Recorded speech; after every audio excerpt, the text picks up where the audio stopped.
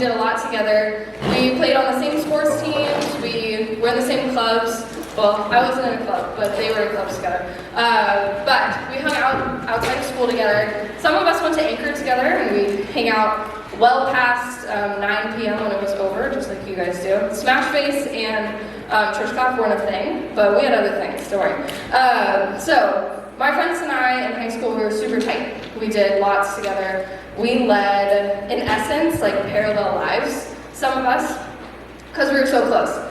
But the thing about my friend group is that, like most friend groups, I would assume, the ones that you're in, we each had our thing. We each had kind of our little vice, that thing that we just couldn't shake, whether it was a certain sin pattern or a deep-rooted addiction to whatever. We each had something.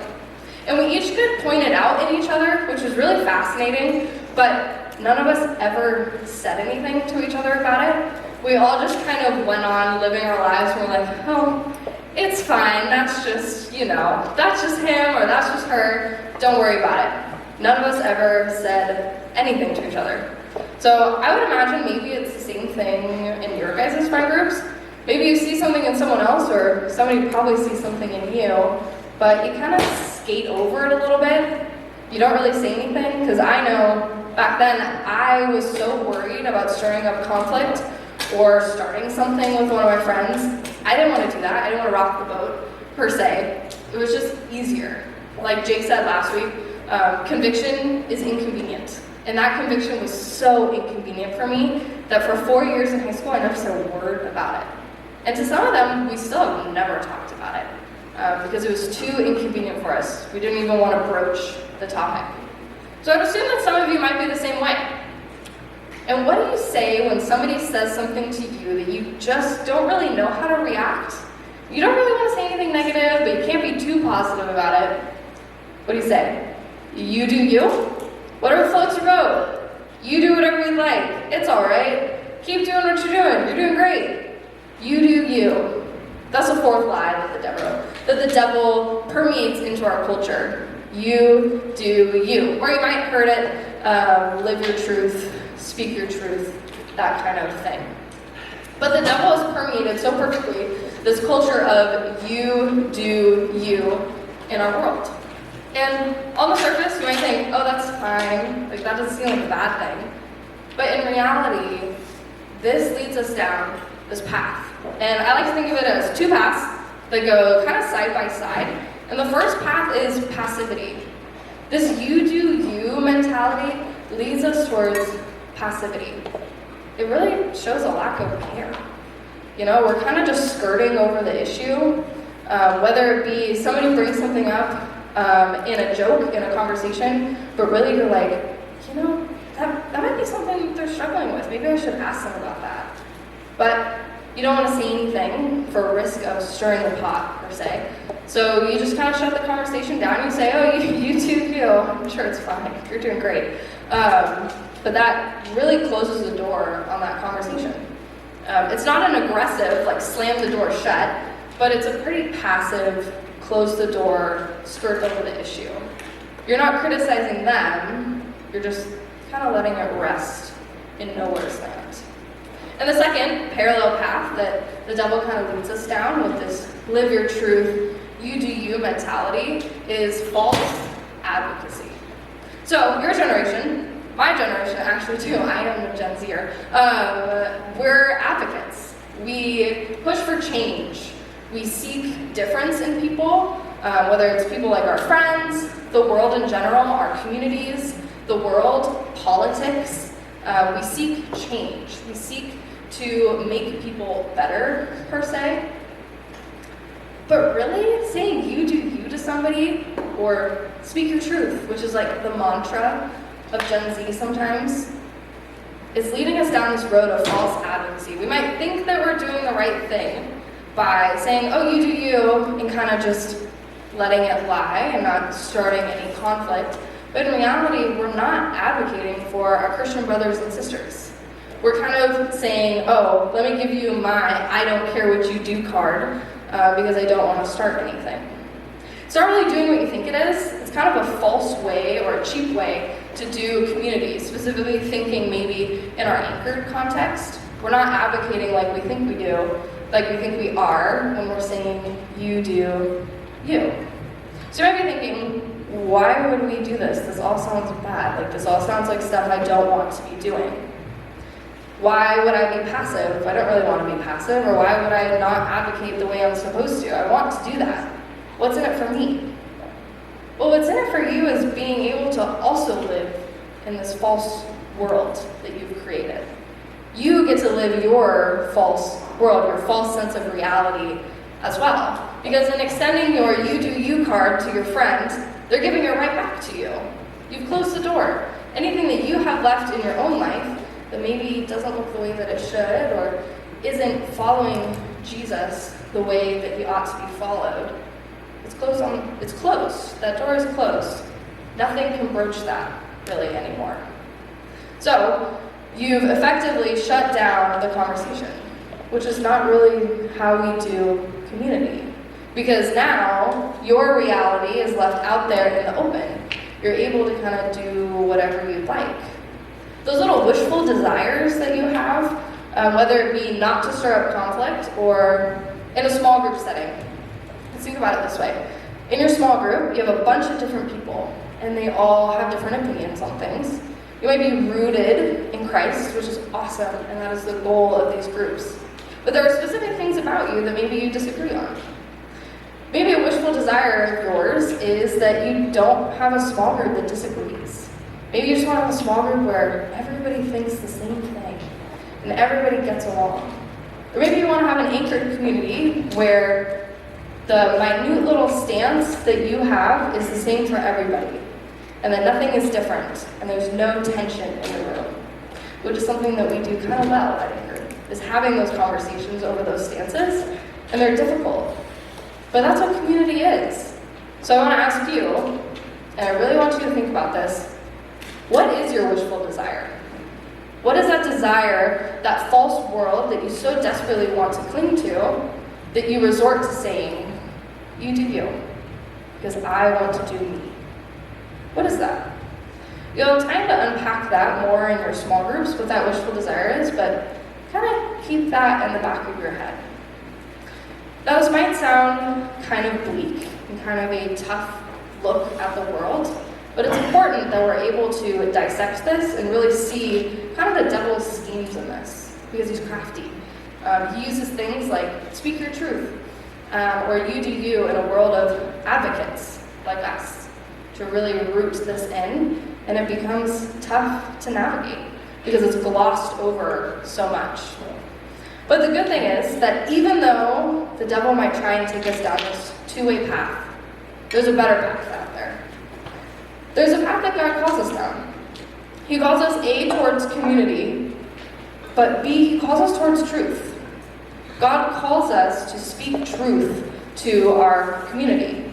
He calls us to love one another, and he calls us to be there for each other, stubbornly loyal. Like, we might have it written on our sweatshirts, and it might be something that we say often, but stubbornly loyal is the key to making community work. Because being stubbornly loyal isn't glossing over the things that your friends might say or do, like my friend group did in high school.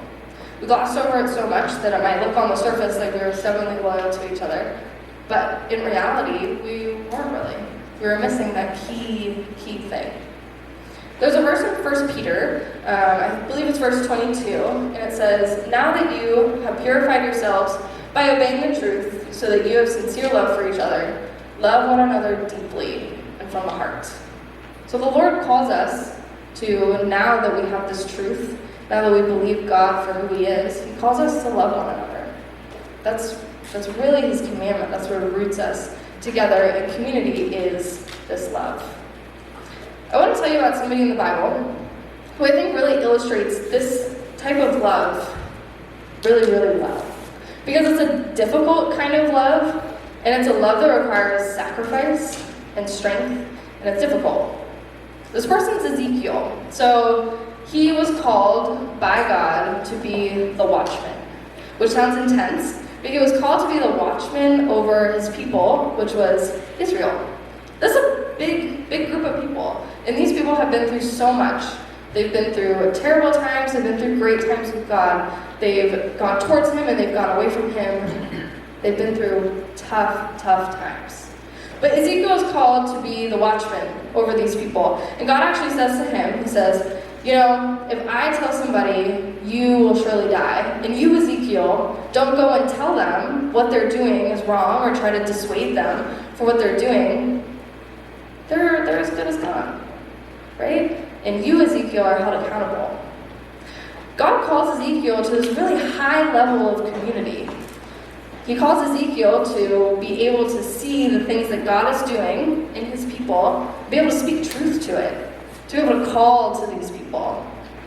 Something that we talk about in my college Bible study sometimes is how to do this, right? Because it's not something we do often, or a lot of times it's not something we do well. I would encourage you guys to think about this not in terms of calling somebody out. Because calling somebody out has a really rough connotation in my book.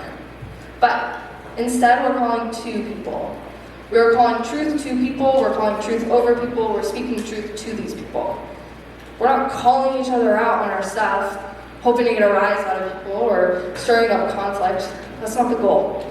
The goal is to speak truth. Just like Ezekiel was commanded by God, so are we, entrusted into community and entrusted into deep love for each other. So there's a few ways that you can speak truth. One of those ways, really the starting block to this, is to know truth. Because you can't speak truth if you don't know it.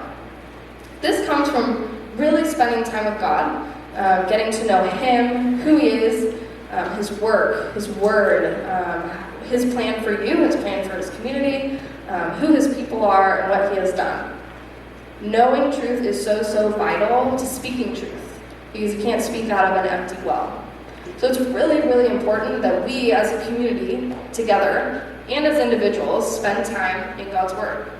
And that's a great way to do it is here at Anchor. Getting to know who God is, what He's called us to do, maybe what He hasn't called us to do. It's really important to be here at Anchor, but also to have that personal time alone with God, which is tough. I'm 22, and I grew up in church, and spending time with God alone is one of the most difficult things that I've ever done in my entire life. And I went through college, right? It's tough, because it's something that is not fun sometimes, if I can say that on stage. Sometimes, getting up at, if you have to be at school, at 8 a.m., at least I used to in high school. If you have to be at school at 8 a.m., and you need to leave, say, by 8:45, means you need to get up at 7:45, and then if you want to spend time with God, that's getting up at 7:15? Getting up a half hour early? It's not always fun when you have a lot to do and you're like, I'd just so rather spend time in bed. Because that's where I'm at too. Spending time with God can be difficult, but personally, it is one of the most life-giving things out there. It is one of those things that knowing the truth about God is life-changing. So, in addition to knowing truth, the second thing to speaking truth is to slow down. Slow down. If you're listening to this and you're thinking, Fiona just gave me the free pass to call out the person in my small group that I'm really disagreeing with right now. No, first of all, that is not my intention at all. My intention is to get you to slow down. Think for a second. Talk to God and listen to God. There's a book I've been reading, and one of the quotes in that book is, talk to God more about that person. Everybody think in your brain about that person. Talk to God more about that person than you talk to that person about God. Talk to that person first. Ask God, I am feeling these things and I want to say this, but what do you think? And then listen. Be still, be quiet, slow down. Those are the best two ways that I really think speaking truth happens in community. Because community is a gift, you guys. This anchored community is so beautiful. This is something that I totally wish that I had in high school and that more high schoolers get to experience, is a community like this. I really implore you, use it well. Use it for how it's intended. Be stubbornly loyal to each other. Love each other deeply. Speak truth to each other. Don't settle for you do you, because settling for that is not the answer. Settling for what the devil has schemed up is not what we want here. What we want here is speaking truth. Community is a gift, and it's a really, really beautiful gift. So I want to leave you with this quote. It's from an army chaplain, actually, and he says, "So, it is our duty to help them believe, overcome, and stay faithful in a discouraging world. As Christians, we have a duty towards others. It is not a choice, but it is required." We have a duty to each other here at Anchored and out in our community to be loyal to each other, to love each other, and to speak truth. He says, "Stay faithful in a discouraging world. The world does not make it easy for us, but God makes it possible. Listen to the truth that God has for you. Speak it to others. Slow down. God did not intend for you to be a passive, falsely advocating person in this community. God intended you to be a loving, stubbornly loyal person in this community."